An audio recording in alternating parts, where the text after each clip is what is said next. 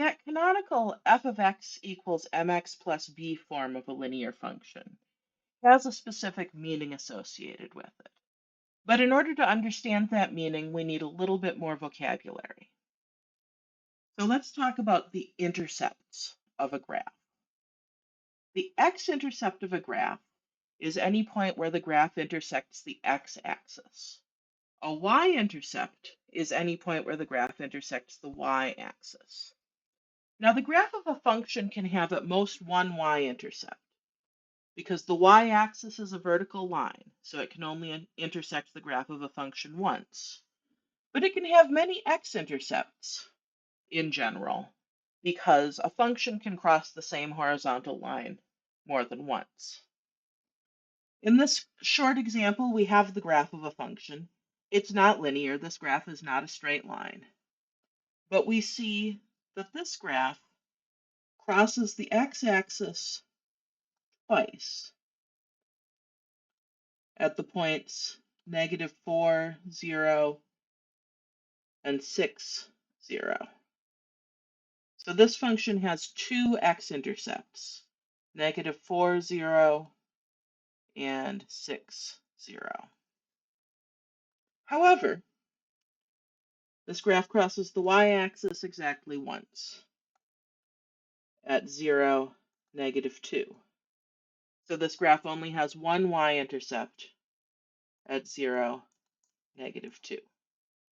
And the reason we had to review that vocabulary is that the intercepts for a linear function are going to contribute to that canonical form.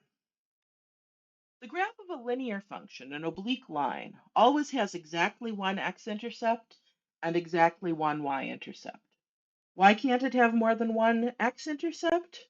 Because two different straight lines can only intersect at most once. Why do we know it has at least one of each? Because it can't be horizontal, which would be parallel to the x-axis. It can't be vertical, which would be parallel to the y-axis. So it has to intersect each of them exactly once.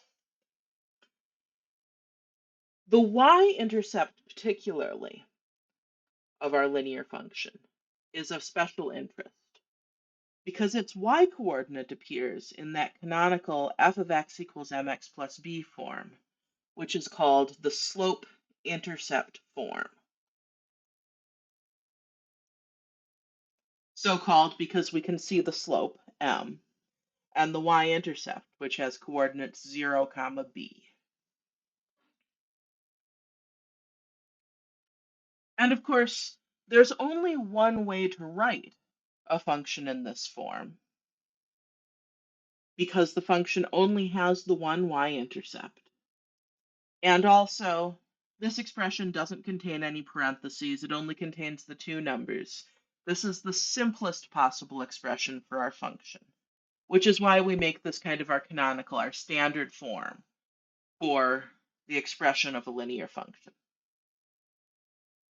So let's use an example where we write the function in slope-intercept form.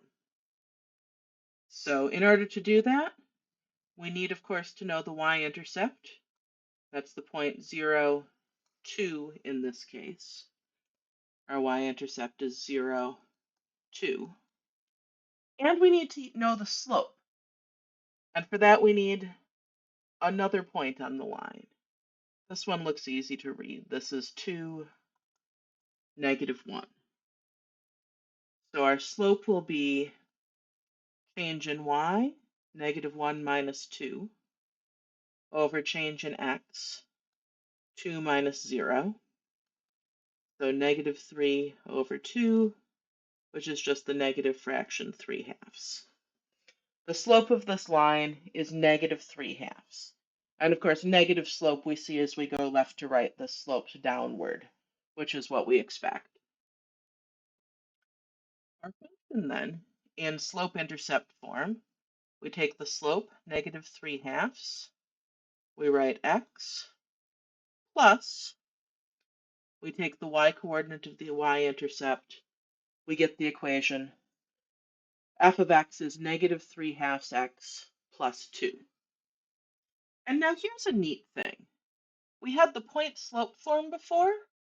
If we wrote the equation of this line using the point 0, 2, we would say f of x equals the slope times x minus the x-coordinate of this point plus the y-coordinate of this point. Oh, but subtracting 0 doesn't do anything. So negative 3/2 x plus 2. The slope-intercept form is really a special case of the point-slope form. It's just using the y-intercept. So it's using the point 0, b for a general equation.